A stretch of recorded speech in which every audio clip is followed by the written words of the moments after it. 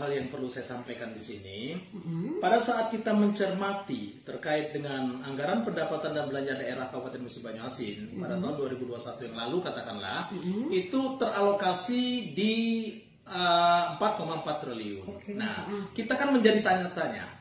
Dengan anggaran pendapatan belanja daerah sebesar 4,4 triliun, masih terjadi kejadian yang kita amati secara bersama-sama. Sebagai contoh nih ya, infrastruktur di pedesaan masih banyak jalan yang rusak, mungkin banyak sekolah juga yang belum terlalu bagus. Lalu tadi Bu Dewi sampaikan tingkat kemiskinan yang cukup tinggi gitu kan untuk di Provinsi Sumatera sendiri.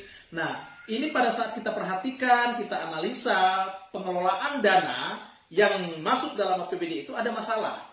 Nah, masalahnya itu seperti apa? Makanya saya selalu bikin tagline adalah tata kelola keuangan atau anggaran keuangan daerah dan tata kelola pemerintahan di Kabupaten Musi Banyuasin itu perlu kita benahi.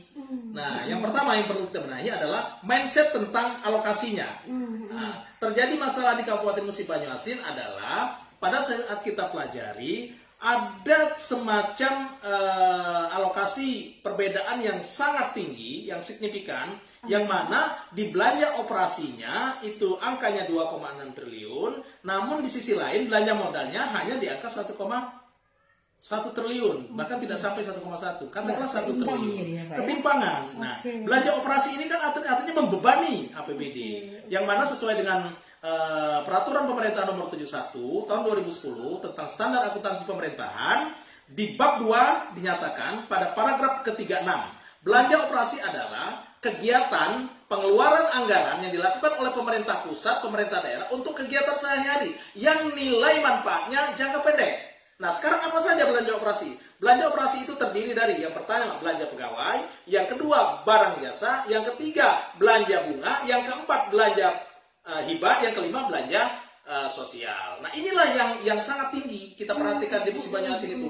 Angkanya mencapai 2,6 triliun. Nah, sedangkan di sisi lain belanja modal itu hanya di angka 1 triliun gitu kan. Nah, sedangkan 1 triliun itu sendiri juga terdiri dari belanja tanah, belanja jembatan, belanja jalan, belanja pembangunan, dan ada juga untuk belanja mesin. Nah, belanja mesin ini nampaknya digunakan untuk belanja beli-beli mobil gitu, sehingga ini pembangunannya akhirnya menurun gitu, di angka sampai mungkin mencapai 700 miliar dalam 1 tahun. Kita lihat salah satu pemicunya ya Pak. Itu penyebabnya, itu mutlak itu Bu Dewi, itu mutlak, iya, itu mutlak penyebabnya.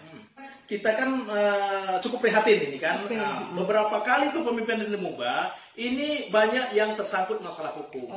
Yang pertama mungkin di periode sebelum ini ada masalah hukum, lalu periode sekarang mungkin beberapa bulan yang lalu tersangkut masalah hukum. Nah, ini artinya ada sesuatu yang salah terkait dengan tata kelola. Makanya kita akan sampaikan kepada masyarakat MUBA, kalau kita ingin merubah situasi Kabupaten Musi Banyuasin, maka kita harus mencari sosok pemimpin yang mempunyai kemampuan untuk mengelola keuangan pemerintahan di Kabupaten MUBA untuk lebih baik lagi. Karena begini Bu Dewi ya, jika APBD ini kita kelola secara transparan, secara akuntabel, secara skala prioritas yang kita utamakan, sebenarnya tidak ada masalah untuk pembangunan infrastruktur.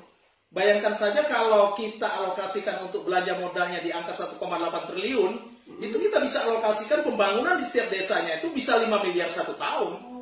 Gitu, masih ada sisa 600 miliar. 600 miliar kita bisa alokasikan untuk pembangunan yang menjadi skala prioritas. Sekarang apa yang menjadi ikon Musi Banyuasin? Bisa kita alokasikan pembangunan di angka 600 miliar tadi. Sedangkan di seluruh desa dalam wilayah Kabupaten MUBA sudah teralokasi 5 miliar dalam 1 tahun anggaran. Di luar dana desa. Di luar dana desa. Sedangkan dana desa sendiri yang dikelola oleh pemerintah desa angkanya hampir 2 miliar dalam 1 tahun 1 desa. Karena mereka teralokasi di Kabupaten Musi Banyuasin itu dengan 227 desa 460 miliar rupiah. Pada saat kita belanja modal di APBD, kita fokuskan untuk belanja infrastruktur, untuk pembangunan. Katakanlah kita bangun jalan, kita bangun jembatan kalau ada jembatan rusak, kita bangun SD kalau SD itu kurang bagus, tidak representatif. Puskesmas, kalau di situ ada puskesmas, kalau kurang rumah sakit kita bangun rumah sakit tipe Pratama, paling tidak seperti itu kan, untuk meningkatkan pelayanan kesehatan kepada masyarakat, kan ini penting gitu kan. Nah, itu kita fokus bangun 5 miliar 1 desa. Nah, untuk 2 miliar kita memberikan kewenangan secara penuh kepada pemerintah desa untuk kegiatan pemberdayaan masyarakat desa. Pemberdayaan Masyarakat desa. Nah, pemberdayaan ini seperti apa? Di sini kan yang namanya desa itu kan terdiri dari beberapa komponen. Di sana ada pemuda remaja yang tergabung dalam Karang Taruna. Di sana ada ibu-ibu yang aktif dalam pengajian, ibu-ibu pengajian. Di sana ada ibu-ibu PKK yang tergabung dalam ibu-ibu PKK. Nah, ini kita berikan kontribusi untuk meningkatkan kapasitas mereka untuk berorganisasi, untuk berkegiatan, untuk melakukan latihan, diklat. Karena apa? Tergantung dengan mereka lah masa depan bangsa dan negara ini. Tergantung pada pemuda lah masa depan bangsa dan negara ini. Untuk itu supaya mereka tidak melakukan kegiatan-kegiatan yang negatif gitu kan, dengan adanya turnamen-turnamen gitu kan, adanya latihan-latihan, adanya diklat-diklat, sehingga menambah kemampuan dan kemandirian masyarakat yang ada di desa.